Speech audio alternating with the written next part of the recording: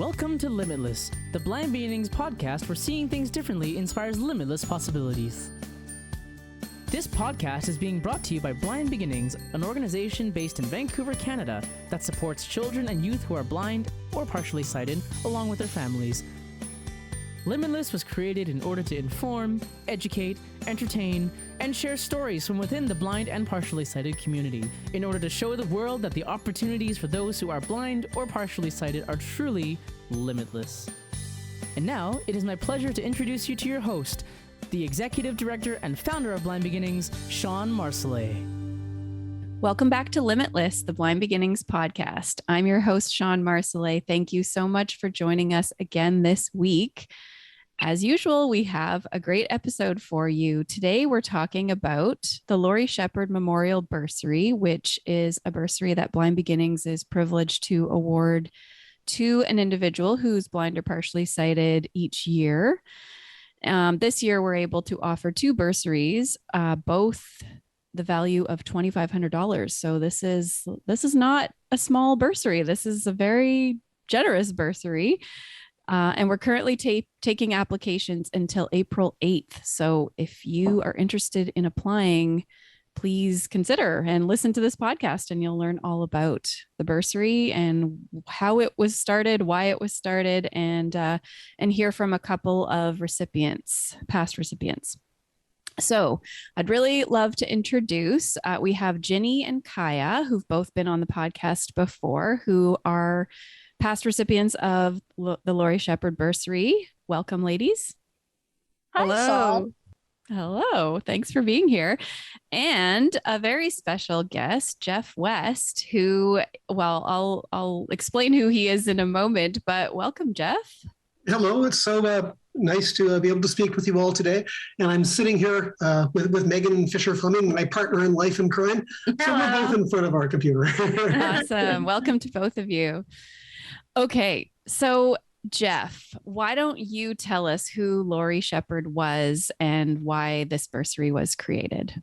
Oh, I'll very happily give you some background on Lori.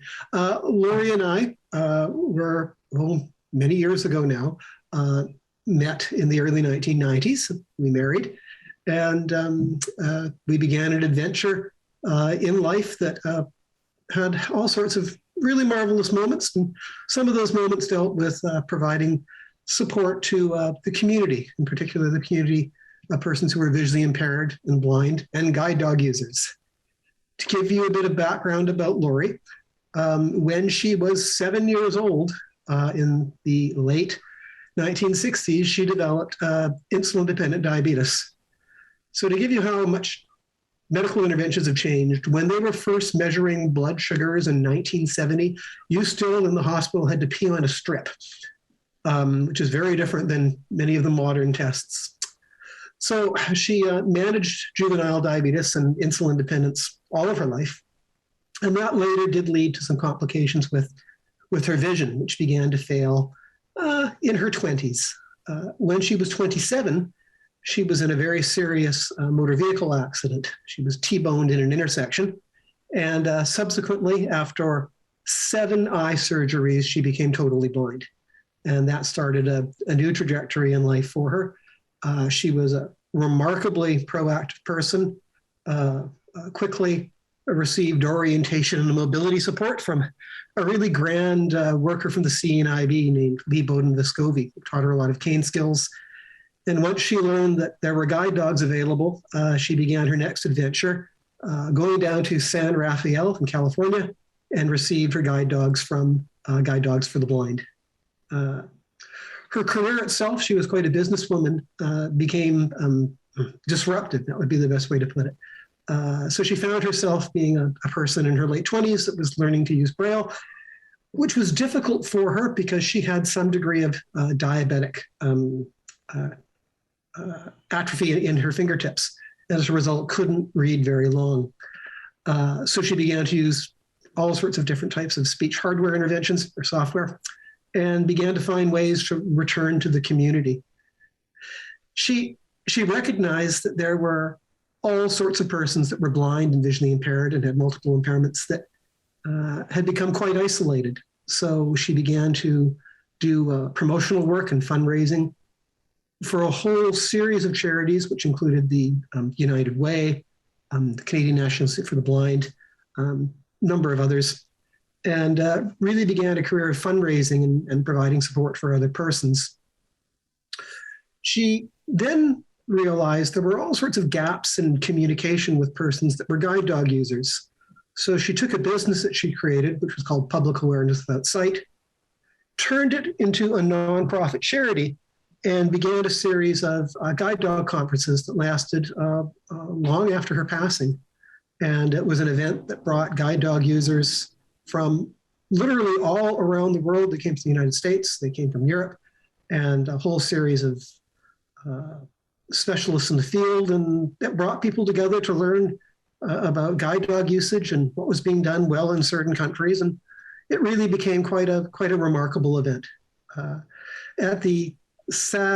Very sadly, Lori passed away when she was 42 after a quadruple bypass at St. Paul's Hospital. And a group of us got together and decided that her contributions had been so unique and so beneficial to people that we would create a memorial grant in her name. And countless people contributed to that fund. And we linked it with the Vancouver Foundation, and it existed with Paws International for years. But when that charity finally disbanded, it then became linked with Blind Beginnings. So we're incredibly happy that we have funds that we can give to persons, and that the most ideal charity is Blind Beginnings under Shawn Marcellet, because it does so much fabulous work and it connects to all the young persons that are blind and visually impaired. I did know Lori not well, but I did meet her when I was starting Douglas College. I think she was finishing there, maybe. I feel like our paths crossed, once or twice here and there over the years. And interesting that both Jinnie and Kaya are new guide dog users within the last year and a half or so. And actually Keisha as well, who I'll be referring to, got a guide dog during COVID. So just ironic and an interesting coincidence. Yeah. That's awesome. That's really great. Yeah, that's cool. One thing that I think is super unique about this bursary is that it's not just for post-secondary. It can be used to support post-secondary education. I feel very grateful to have been a recipient. I think it was back in 2010, and the bursary helped me to finish my master's degree, but also kind of keep me alive while running a nonprofit that was not able to pay me yet. So I love the flexibility, and I was looking at the criteria. This bursary can be used for payment of tuition fees, professional fees, purchase of adaptive equipment, or to support costs with the creation of a home business. Can you talk about this, Jeff? Like, why? I think it's fantastic, and it's not the norm. So why is this bursary kind of so broad in what it will fund? I think one of the goals of making the bursary so broad is that we recognize that in this era, work changes very rapidly. How you access education has changed so rapidly. Unfortunately, often the supports that were once provided by the provincial government and the federal government have not evolved as rapidly. And they certainly can be arduous and complicated and not always tailored to an individual's needs. So if you are a person and you are beginning to work on your own pathway in life, it is important that all persons be able to pursue what their passions are. We do far better in life when we're doing things that we like. Often third parties that provide funding tend to be very inflexible. It's, well, why don't you take course A? Why don't you be a greeter at Walmart? Why don't you be an accountant rather than, a neurophysicist? All sorts of examples. I'm being exaggerating a little bit. So when you actually have the time to develop what your own skills are and what your own passions, sometimes the best way to do that is to have funds that are flexible so that at that time you can walk your path, not someone else's. So. Mm-hmm. Yeah, that's fantastic. Okay, let's hear from Kaya and Jinnie, because they both had an interesting application. So Kaya, do you want to go first and just remind us what you asked for support with?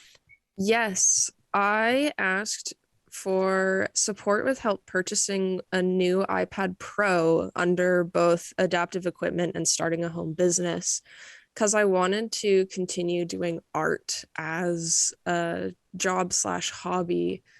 And can you explain your level of vision and how you do art?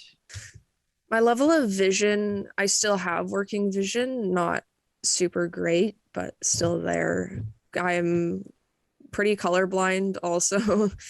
Art is something that I do more as a feeling, and kind of just I draw what I view things as to express kind of my vision and ideas of what things look like. That's so cool. So what sort of things do you like to draw? I draw a lot of things. I'm not great at drawing people because faces are so hard for me with expressions. I don't know how to make them look good, but I love drawing animals and nature because there's something that you can make look like animals in nature with more of shapes and ideas and colors instead of just what they look like actually. Cool. So I'm assuming you got this, I've already forgotten the name of it, pro technology thing. Yes, I did. I'm so not techie. And how has that worked out for you? It's been great. I actually am working for an online developer for their art in their projects. So I'm using it for a home business as well as adaptive equipment. Yay! That's awesome. That's excellent. That's really fantastic. Yeah, I didn't even know that. That's so good. Thank you. Yeah, it's great. So did it exceed your expectations? Like, you asked for this technology to be able to do this thing, and like, are you surprised that it led to employment? It's been great. I'm enjoying myself a lot. Okay, Jinnie, tell us what you asked for the bursary to help you with. Yeah, thank you. So I'm Jinnie. I'll just start off by saying I have been blind since birth, so I have no vision at all. And when I applied for the bursary, I asked for it to help me to attend an independent living skills program in Victoria, so on the island. And since I was younger, I was very sheltered as a kid because of my blindness.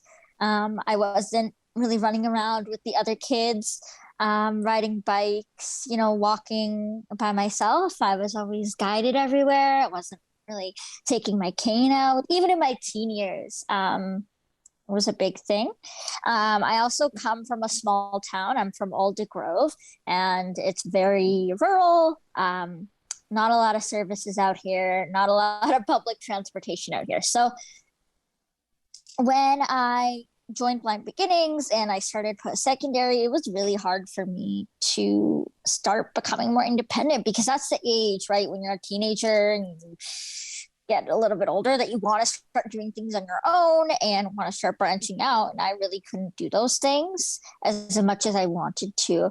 So I decided to take a semester off and attend this program. And I did receive the bursary, and I was able to go away for about 4 months and complete the training and pay for the cost of that because I was more like a homestay student there. And now, like Shawn mentioned, I do have a guide dog. A guide dog is something I wanted since I was 14. But in order to get a guide dog, you need really good cane skills. And you need to be independent enough and make sure the dog has enough work. So after I came back from the program, I started applying for a guide dog. And this past April, I got my first guide dog. Her name is Sadie. And I live a few streets sort of over from my parents, but I am more living alone by myself. Because I do have a dog, I am going out more by myself. Things I never thought I'd be doing or that my parents would be confident or comfortable to let me do. And I think that if I didn't, get through that program and kind of learn those skills, I wouldn't be able to do those things because, like practical, work skills, school skills that I was doing are great. But like, if I can't make my work for lunch or if I can't even get to work, then what's that saying? So I'm really grateful that I was able to receive the money and able to use it to further myself. And I'm hoping to just keep those skills and keep growing them, because it's not just, the bursary wasn't just this one-time thing. It's now leading into a whole other bunch of things, like getting a guide dog and like, kind of expanding every other area of my life. Yes. Excellent. That's so great. And Jinnie is also working for Blind Beginnings part-time as our program assistant. Just started about a month ago. So I feel like that independence may also have contributed to employment. Excellent. I know, isn't it just a win-win? That's amazing. Okay, I'm going to try to read. So Keisha was supposed to be here, but wasn't able to make it. And she was also a former recipient. And she did actually happen to send me a thank you letter just last week, which is just, she didn't even know that we were trying to put this conversation together, but she sent me this letter. And I just read it this morning and I was like, well, this is perfect. I think I need to make sure that, that Jeff, that you hear this, but I think it's just a testament to the bursary and another example of a success story. So, okay. To the Lori Shepard Memorial Fund Committee, I'm writing to you for a few reasons. One of these is to express my deep gratitude once more for being a recipient of this bursary last year. I'm honored to be seen as worthy of receiving this bursary in Lori Shepard's name. As for what I have read and heard, she was a passionate and remarkable woman who really made positive impacts in her community. With the money I received from the award, I was able to pursue certification 1 and 2 of SPIN instructor training with Authentic Instructor Training, a program based out of Calgary. This is what I had hoped to use these funds for.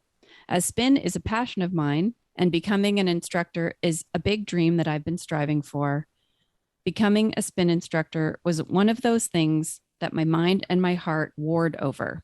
On one hand, I had spent a lot of time in my younger years not thinking I was very athletic. I also wondered about things like how I would manage the facilitation of a group spin class, and it has been a personal obstacle I've been working on. My heart, just determined and stubborn as it is, however, learned as I got older that being active is a great passion of mine, and I decided that we would figure this spin thing out. I had not met any other blind or visually impaired spin instructors, though I'm sure they're out there. Regardless, though, this would be a trail to blaze for myself and the broader fitness community.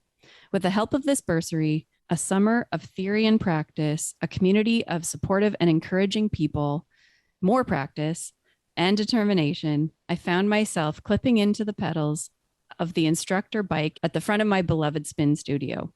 I have not officially taught a class other than those with friends or other instructors, but I can feel the possibilities and I am grateful. My dream is to one day start up a studio that focuses on holistic wellness and fitness. This would include spin classes, as well as various modalities of holistic health treatment, focusing on body, mind, and spirit. This award has helped me open more doors for the future and learn what I am capable of. Thank you again for this incredible opportunity. I hope that one day I can make half the positive impact that Lori Shepard made. And that is Keisha Anderson. So well done to all of you. That's so lovely.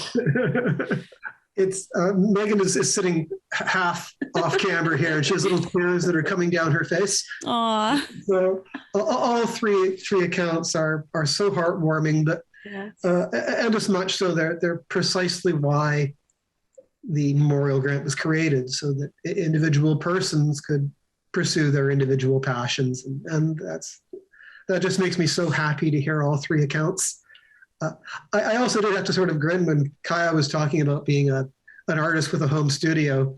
Our entire household is an art gallery. Megan is an art instructor and an artist, and like literally half the space is with her painting supplies and her teaching gear, and she does Zoom classes. So it's that hit very close to home. Yeah.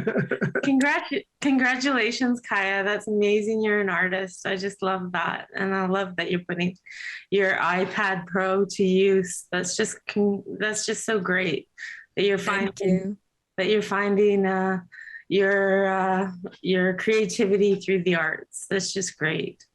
So if anybody is interested in applying for this bursary, the criteria is not very it's not hard, I feel like, to meet this criteria. So you must be a BC resident.